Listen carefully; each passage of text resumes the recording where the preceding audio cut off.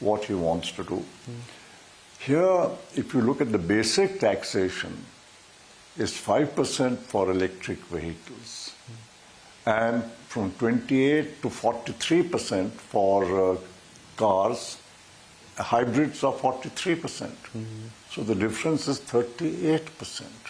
So that also is a factor which I think people need to keep into account, that we are that far different from global practice. But you feel that other states should follow Uttar Pradesh? Are you in conversation with some states? I think a number of states have been working on various kinds of changes in their policies to support different technologies. I believe that in most cases, what decisions they took were held up for the same kind of reasons that the UP government decision was held up. But hopefully now that the UP has managed to solve this issue, which has been kind of roadblock, other states will manage to do that, and whatever they have been working at for years now will come out in the future. Right.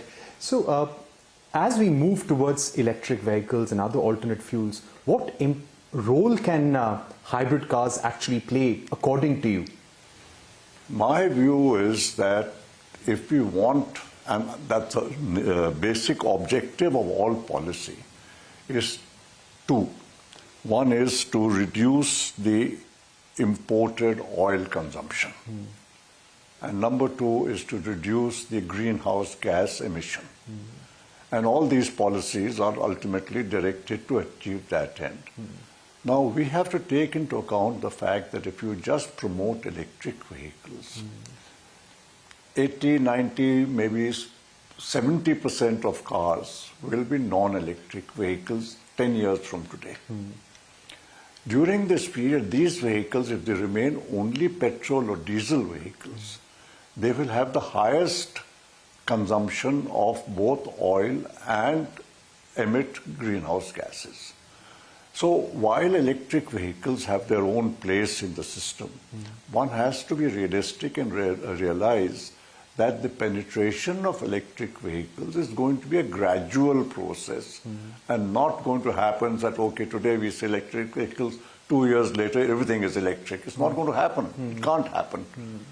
And therefore it makes obvious sense to me that during this period, while we are moving from the start of the electric vehicles a few years ago and moving forward and trying to find cleaner solutions, we should look at how the petrol and diesel vehicles also are converted into other technologies which is not electric, which the customer is willing to accept, and which will result in achieving both the objectives which we mentioned. Right.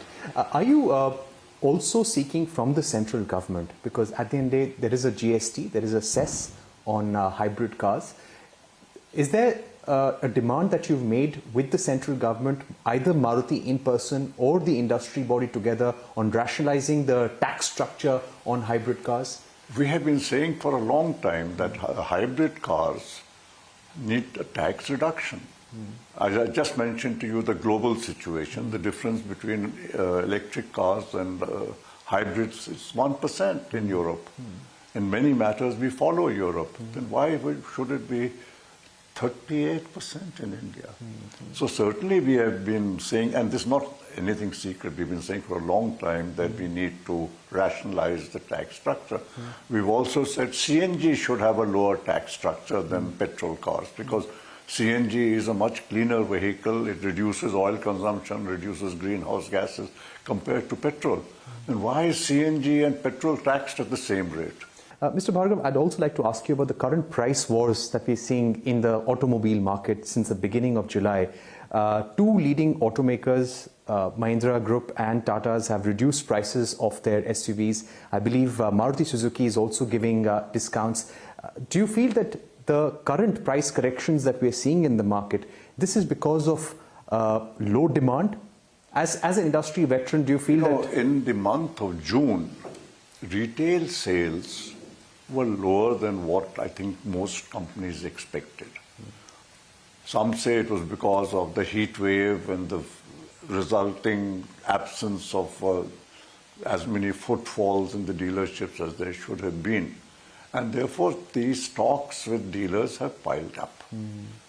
And, it's always a question of supply and demand. So if there is too much supply and people are holding cars and they're incurring holding costs, inventory costs, then it makes sense to give a discount and sell them. I think that's what's happening in the industry. Right. But are we going to see heavy discounting by Maruti Suzuki as well? Because we were hearing that this is just the start of the discount period and discounts across the car companies could go up higher. So we have to see how sales go now in July. If sales pick up and stocks come to more reasonable levels, the discounts will come down. Are you also making an inventory correction at the company? To some extent, all companies should, we are doing it, other companies should also be doing it, I expect, to correct the sale of vehicles to dealers who have large stocks. It doesn't make sense to push vehicles to dealers if they already have large stocks. Right. And therefore, it doesn't make sense to produce those vehicles. Right. My final two questions, Mr. Bhargava. One, going ahead, how do you expect different segments of your portfolio to contribute to Maruti's growth story, be it hybrid, be it CNG, be it electric and internal combustion? I think India is a very large and diversified market. Starting from small cars, which as I've been saying that I expect in the next, let's say, couple of years, the small car market to revive.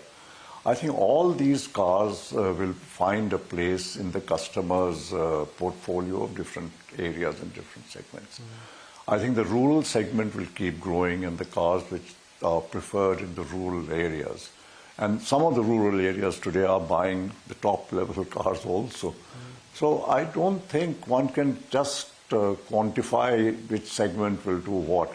I think we have to keep watching how the customers move up, because with changing economic strength of each customer and customer segment, the preferences of vehicles will also change. Right. So in our growing market in India, and not only growing market in India, in a country where the economy is growing and people are moving up from low income to at least middle or upper middle level incomes, there will be continuous change in demand. I think a car company has to keep track of that. According to you, what will be the ideal tax rate on hybrid and CNG vehicles? They can't be the same, but I mean, there has to be. I like the European model, EU model of a flat tax rate on all vehicles, whether the GST, whether that GST is 12% or 18% or whatever the wise people decide, and then a tax based on the carbon tax type, depending on what each fuel does.